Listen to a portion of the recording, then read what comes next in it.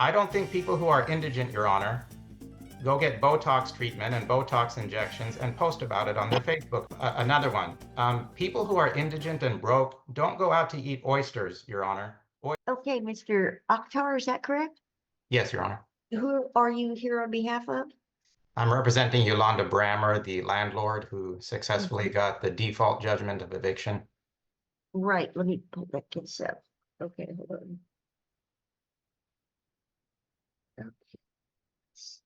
Okay. I've got a copy of the judgment right here.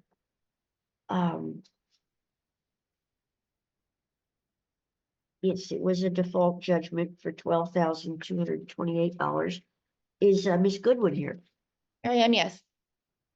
Okay, you had filed an affidavit of indigency with regard to the appellate bond. Yes, And, Your the plaintiff entered a contest to that. Honor. And so that's the hearing today is with regard to contesting the affidavit of indigency. Yes. Let me find the case here. Well, there it is. Okay. I'm pulling it up right now. It appears the judgment was entered on September 30th.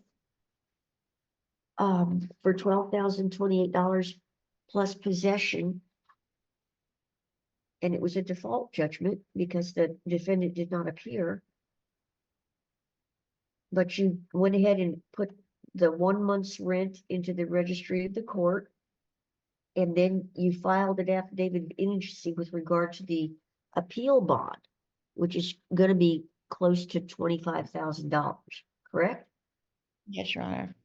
I believe the appeal bond is $4,100, 2 months rent. Oh, they just put 2 months rent. That's right. This is an eviction case, so it's 2 months rent. So, the rental is, right, so the appeal bond would be twice the rent. So it's $4,100. Okay. Okay. Initially, the affidavit was granted, but then Judge Holmes pulled it down when they entered contesting it. Okay. Let me swear everybody in. Do each of you swear to tell the whole truth and nothing but the truth? I do. Okay. Did you want to present anything in addition to the affidavit? Ms. Godwin, in your in support? Sure. Okay, go ahead. Let's see.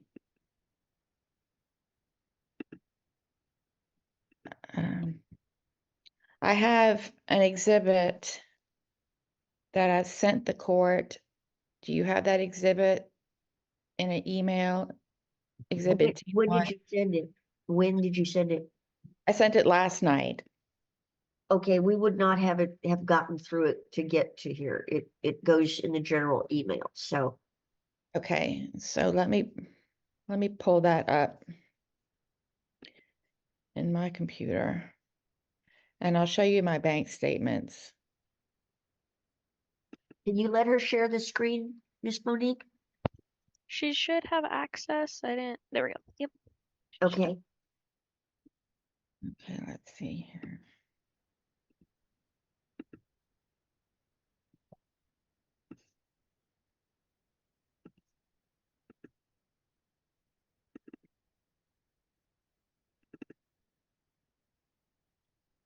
Okay.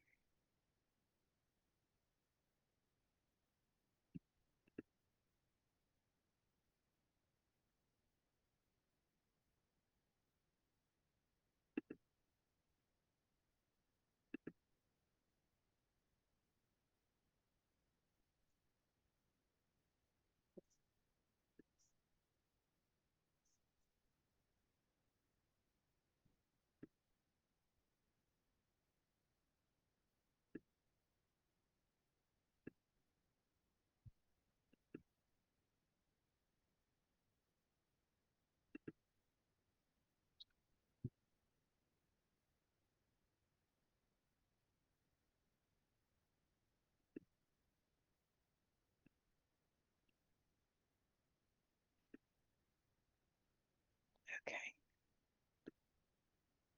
All right. Okay,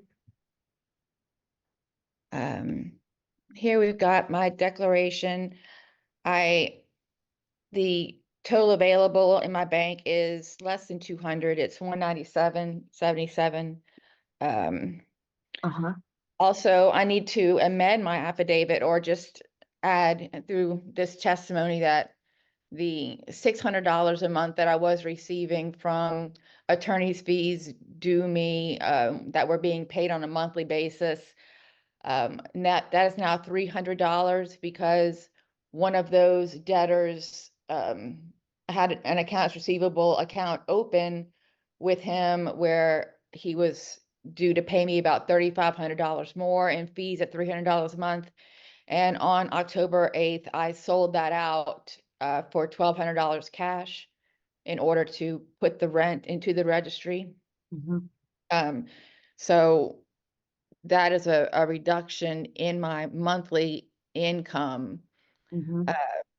And I do have a Rule 11 agreement that I could show the court if the court would like, but I can take your word on it.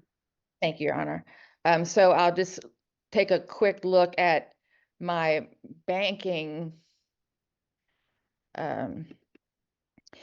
This is my PNC bank account activity overview. And you see here in my current bank account that I use, it's a 91261.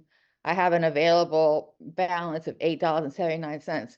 What's interesting is that this second account, 8492, it is a bank account that I abandoned in 2022 when I left my previous employer. And PNC is also the bank that my previous employer uses. And I was getting hit with so many overdraft fees that I just kind of took whatever funds were out of that bank account and I moved to Horizon. And so when I went back to PNC, just because it was convenient to this bank account was there. And it's been there since 2022. And I asked them, they're like, oh no, you don't have to pay it. You don't have to pay it. It'll just fall off. And now in retrospect, I'm wondering why hasn't it fallen off since 2022? And I kind of think that it's because, well, never mind. But anyway, that is not a functioning account. It does not have $1,900 in it. It actually has an available balance of negative 8839. And I'm just waiting for the bank to let that fall off, which I don't think it really ever will. I think it's a signal to other financial institutions not to grant me credit. This is my Horizon business checking account. I have a available balance in it of $186, $187. So that, in addition to PNC, leads me to the 190. Okay, all right. And there's the Rule 11 agreement Mhm. with it, where I went ahead and sold that debt back to the client. I'm back to the opponent. So I'm poor. I can't afford the 4,100. If I could afford my rent, I would have been paying the rent, but Mhm. so I need to appeal. I'm also filing, I found out about just appeared on my phone, a retaliation case that had been granted, even though the plaintiff bringing the case was delinquent. So I'm going to file that retaliation case and hope that the county court can abate and deal with those cases. I don't know what the procedure is, but and I'm also appealing the dismissal of the trafficking suit 4818 in the district court, which I'm sure Mr. Akhtar is going to discuss at length. Although it's irrelevant, I'm going to go ahead and proactively object. But I just wanted to let you know, yes, I'm poor. Okay, thank you very much. Thank you. Uh-huh. Did you want to present evidence or question anything, Mr. Akhtar? Yes, Your Honor, we have some evidence to present in the form of Ms. Godwin's own filings Mm-hmm. and a number of other posts and things she's done, which I think seriously impeach and undermine her credibility in this indigency claim. So Okay. let me go ahead and start by sharing my screen. And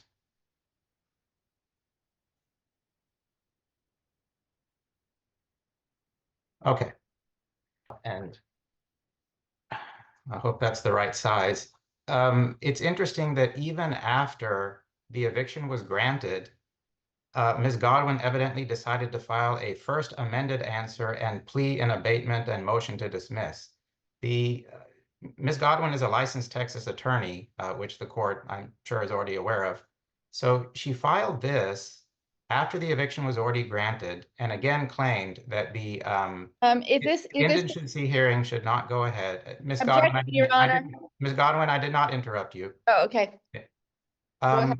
In this pleading, again, she makes bizarre claims, like in the filing of her affidavit of inability to pay, the e-filing site was a honeypot that was trying to capture her information or whatever. That's fine. That's not terribly relevant, but this is relevant. Ms. Godwin herself claims, as I've highlighted here, that she's such a busy family law attorney with such a busy active practice that the 20 hours that she prepared in order to fight this eviction case was valuable time that she could have spent preparing for trial in all her other busy family law cases, and that time was wasted in defense of this, quote, meritless suit. This meritless suit that, of course, she lost and she didn't even bother to show up for. That's important because, again, I'm going to show her sort of pattern of abuse of the system and her multiple bizarre and contradictory filings. So Counsel, if she files crazy filings, what does that got to do with how much money she's got? Well, so in this one, she claims that she's a busy family law attorney with many active cases.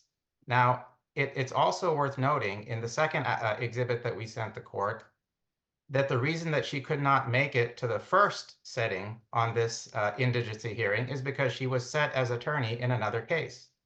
So again, I have to point out that it states that she makes zero money. Not a few hundred, not a few thousand, but if we go to the actual affidavit itself, she says, I'm sorry, I need to get to the part. Yeah, here we go. My take-home pay is zero in monthly wages. That cannot be true. That cannot be true if what she has filed under oath in other cases is that she's a busy, active family law attorney with busy cases and deserves to be paid all the fees that she had to lose out on because of defending in this eviction case. I'd also like to point out that the amount of contempt that she's showing for this court and the amount of gamesmanship is relevant here because the eviction was granted by default because, as you can see here, she posted later on Facebook after not showing up for the jury trial that she demanded. And the jury trial, again, was her attempt at kind of pushing off the eviction trial because, of course, it pushed it off another 2 weeks. She did not even bother to show up for the jury trial, so she wasted the court and the jury's time. And here she admitted there really is no defense in Justice of the Peace Court for me. She finally admitted that, but then again, she later turns around and says this was a meritless case that she had to defend against, and that's why she deserves to be paid thousands of dollars in attorney's fees. It is just a pattern of serious impeachment of her credibility. I also have to point out a couple of other things. She sent me emails which are relevant to this whole issue of credibility and her meeting her burden about whether she's got money or not. Here, she points out that my client trying to evict her is, quote, like all the other landlords did when I resisted. This is her MO. She's got some conspiracy theory going on that everybody's out to video surveil her and traffic her nude videos on the internet, and that every landlord and every home that she's ever lived in, they're all participating in this conspiracy. I also have to point out another email in which she has threatened to go ahead and add me to this federal suit for trafficking. If she's so indigent and she doesn't have any money, how does she have the money to file all kinds of suits in JP, in county, in Travis District, and even in U.S. District Court for the Western District of Texas, as I will show, Your Honor?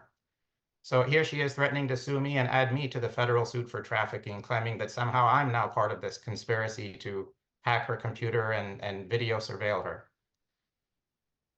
This licensed Texas attorney, after my client successfully got the eviction, is actually posting on Facebook that my client needs to off herself. This is how a licensed Texas didn't attorney is say- behaving. Is he offering these exhibits, or is he actually arguing the exhibits? I've offered the exhibits and I'm summarizing them for the court. As far as the case that she's I'm filed in the objecting district to court, the exhibits. as far as excuse me, What is the objection to the exhibit, Ms. Godwin? They're irrelevant. Response? again, I'm showing all of these as relevance to her lack of credibility and impeaching her claims that she's got no money. They're irrelevant to the fact that I have no money. Overruled. Thank you. And then as far as the district court case that she mentioned, I kid you not, I can't make this up, Your Honor. After my client filed the eviction case in JP court, Ms. Godwin rushed off to district court and filed a $20 million lawsuit against my client, again, claiming that she's part of a global video trafficking conspiracy to surveil her and sexually exploit her. The claim was so ridiculous that we went to hearing on it. Judge Meacham in district court awarded my client back her attorney's fees plus $1,000 in Rule 13 sanctions. So again, if we're talking about meritless cases and Ms. Godwin dares to use the term meritless lawsuit, this should tell you, Your Honor, what kind of pattern of lawsuit abuse that Ms. Godwin engages in. I will next point out, and again, I just want to make this very short and simple. I know this case has a very tortured history. Ms. Godwin has done this again in U.S. District Court for the Western District of Texas, and she's gotten cases dismissed there for filing the exact same types of pleadings against other landlords and other attorneys who represent those other landlords. This was one that got dismissed back in May of this year. This is something she filed in federal court against the Parks on Brody Lane, which is another former landlord of hers, and Forrest Cook, an attorney. She also decided to file against Facebook, now known as Meta. And it was, again, based on all the same bizarre video surveillance conspiracy claims. And at the end, I just want to show the court the highlighted language that. A minute, Ms. Godwin. Thank you. So I can, she said irrelevant. I contend that that's more than relevant to showing the money that she has and the money that she's spending. Do you know oh, when that, counsel, do you know when that picture was taken or when that posting was made? Yes, that posting was in the past week. All of these postings that I'm showing you are just within the past week. Another one, people who are indigent and broke don't go out to eat oysters, Your Honor. Oysters, one of the most expensive foods you can go out to eat, and then post a food critic style review of the amount of Parmesan cheese that was on them, whether they were lukewarm and hard, how buttery they were, or whatever other nonsense that she's posting. People who are indigent and broke are eating grilled cheese and vegetable soup at home from the grocery store, or if they're going out to eat, they're going out to eat very inexpensive fast food if they have to. They don't go out to eat oysters and then post about it. And I don't know whether this is relevant or not, but she's continually posting things which are very threatening to my client. She posted that other one that we put on about Yolanda, that Yolanda, my client, Yolanda Brammer, needs to off herself. I did not post that she needs to off herself. I believe that karma is going to come around to this woman. I Ms. don't know. Godwin, you'll have Oh. a chance to respond in just a minute. Okay. You. So I've shown all the exhibits I need to show, Your Honor, except I will mention that even Ms. Godwin herself mentions that she's not done. Oh boy, she's definitely got more lawsuits on the horizon for us. In her email where she sent her D1 exhibit yesterday, She once again says that she's going to be coming after my client again in a forthcoming federal trafficking suit that I will file once I flee the state. This woman is a menace to the judicial system. She seems to have all kinds of money to file lawsuit after lawsuit after lawsuit and judicially harass and extort people, yet somehow she doesn't have money to come up with an appeal bond. She filed an affidavit of indigency, which said she had zero money coming in, which we know has to be false if she's also filing under oath that she is a busy family law attorney with active practice of many, many cases, and goes out to eat oysters, does Botox, and has more lawsuits planned on the horizon. It's truly amazing. And let me point out that if she filed the affidavit of indigency and claimed that she had zero money coming in, that was weeks ago. How did she all of a sudden come up with $2,050 to finally pay rent? Please understand, she has not paid rent for 4 months, June, July, August, and September. Now, finally, she goes ahead and she pays 1 month's rent, $2,050. Where did that come from if she says she has absolutely zero money? If she can pay 1 month's rent, she can certainly pay 2 months' rent for an appeal bond. I'm not saying she doesn't have the right to appeal, Your Honor. I'm simply saying that if she's going to appeal, she darn well needs to pay her appeal bond, because my client needs to have some surety of finally getting some money and being rid of this deadbeat who hasn't paid rent for 4 months and who does nothing but file lawsuits all day long against anyone and everyone. It's appalling. You want to respond, Ms. Susan? Yeah, I did have a trial on October 10th. It was a pro bono case that I took, and I expected attorney's fees out of it because it was an enforcement. However, facts arose at trial that turned those tables, and I did not receive any attorney's fees. And after that trial, I did go out with the client who needed a drink. So we did go out. I have been piecemeal getting money out of selling my possessions. It's very, very slow. I got extension. My utilities have doubled because of the crack in the foundation here. I was able to get extensions on the electricity bill, which is now $400 a month. And it used to be about 180 because of the water leakage down into the ground, and that my Texas, so that's not due until the end of November. I was able to get an extension on the gas until the end of this week. That gas bill is twice as high because of a break in the gas line. I had Texas Gas Service come out, and I had told Ms. Brammer back in July of this year that the foundation was shifting, and she didn't do anything about it. And now we've got On that issue, I have to object. Repair and remedy is irrelevant. It goes to Boss? the amount of my gas bill. It goes to the amount Oh. of my utilities that I've had to pay because and Okay. my utility bills have gotten higher and higher since July. So that's where my money's been going, to doubled utilities, Mr. Akhtar. And so I do, the selling off of my possessions is piecemeal and haphazard, and I really don't have the money. I really don't. I sold off at $3,500 accounts receivable for less than 50%, for like 1/3 of what it's worth, and let that opponent go, let that debtor go. I don't have the money. So as far as the trafficking case being that his motion for dismissal granted, all through that hearing, Judge Meacham was saying appeal, appeal, appeal. And it is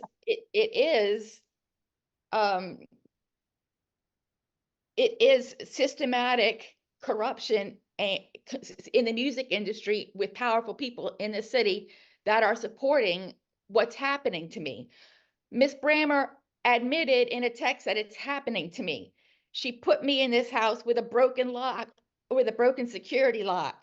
You said it was a good case. Take my damages where I can get unlimited damages. I did. I filed suit, got the motion to dismiss all through the hearing. Meacham saying appeal, appeal, appeal. And that's because Meacham herself is under stress to dismiss my case. She did. It dawned on me yesterday as to why she was saying appeal, appeal, appeal. It's because she wants me to appeal it. It's because she can tell the venture, I dismissed it. The appeals court told me to hear it.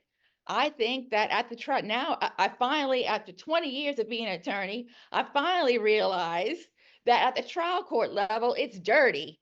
But once you get to appellate court, things get a little bit more up and up because the appellate court doesn't want it in writing what they've done. They don't want, the appellate court is not going to want make jurisprudence that says a landlord can put a tenant in a house with a broken lock and have her trafficked, and then when she complains about it to her, say, yep, you're being trafficked, and that be okay. The appellate court is not going, that's horrendous. The trial court might let that happen because nobody's looking at what the trial court's doing. It's dirty. But the appellate court is not going to want that, let that be jurisprudence. And I'm filing my notice of appeal today, and when the appellate court comes back and says to Meacham, hey, no, we're not going to let that ride, Meacham's going to let my case go forward. That's what's going to happen. I don't have the money right now. I am under, my Google verification cannot stay. I do not have a search engine. I do not have ability to pull in clients through a funnel like that. I spent $8,000 on marketing, $2,000 a month on marketing to try to get a client funnel to me. I cannot get it because Google keeps messing with me, will not let my verification stay, and I can't get clients. I am being pushed in through tech and through corrupted landlords. I am being trafficked and pushed into prostitution by the music industry. That's the hallmark. I have a witness who told me, and I'm not going to say the musician's name, but she said, have you ever heard of Jane Doe? That was told to me in 2019 when I went to this witness for help. She was telling me that you are like Jane Doe, a very successful musician here in Austin. You are like Jane Doe and you are on that track. Congratulations. And I'm just, no, I don't want it. But they will not let me go because at this point, I am a darling for misogynists who love to watch someone who does not want to be watched, and they are raking in the money. So they're liking this. They're liking this. Well, let's get back to the issue. Do you have any additional evidence to show that you're indigent? I don't have any. Okay. Okay, that's fine. And the Botox, if you look at that Facebook post, it says Botox scarring. Mhm. This right here, this bendy looking thing right here, that is a piece of scar tissue from where the needle went into my head, delivered poison, and killed all the skin around it and made like a little brad of scar tissue, dead skin that I'm trying to work out of my face so the elasticity can return. And this type of plastic surgery, it's new on the horizon. No plastic surgery. You just manipulate the fascia on your face. It works. However, I've got Botox stuff. Botox and fillers severely hinder it because they impede fascial movement. I've got Botox brads in my brow that I'm having to work out. That's what it is. I did not get Botox. I got Botox like 10 years ago. All right. Okay, Your Honor, may I make one final rebuttal point based on something she just said? quickly. Yes. So again, now she's just testified under oath that she spent $8,000 on Google marketing, $2,000 a month. So she just testified to that under oath. But again, she wants you to believe she's got no money. The poor lady That has no money. $2,000 a month was a year ago. Well, And I had, and when, because I had a whole bunch of cases that came with me from my family law, from my employment, because I told these people, hey, I'm working for an employer that tried to get me to steal $7,500 from a potential new client, and I'm leaving him. Do you want to stay there or do you want to come with me? And they all made the informed decision to come with me. So I have that cache of cases that I have been living on. And on those fees, on those fee retainers and that work that I did spend $2,000 a month to keep a law practice running. And that is thrown away money because Google would not let my verification stand. I did not have $2,000 last month to pay Scorpion marketing in order to help me get clients. That's like 8 months ago. I think that was like September 2022 to January of 2022. I got wise in January of 2023 that my Google is never going to verify, and I'm just paying Scorpion $2,000 a month for nothing. Got not one client out of it. Okay, That's what Google all right. did. Okay. Well, thank you, Ms. Goodwin, for attending and presenting your information. Thank you, Mr. Akhtar, for appearing and presenting your information. Based on the evidence presented, I'm going to grant the affidavit of indigency. The tenant, if she wants to stay in possession of the unit, will continue to be required to pay that monthly rental amount into the registry of the court if she wants to stay in the resident pending the appeal. And any questions about that will have to go to the appellate court because we'll be turning the case over to the appellate court. Thank you again for appearing, and I hope each of you has a pleasant day. Thank you, Your Honor. Mhm. And I'll be sending that case over by end of day today. So y'all will receive an email saying that it's been sent. So yep, just wanted to update y'all. Thank you very much. Y'all take care.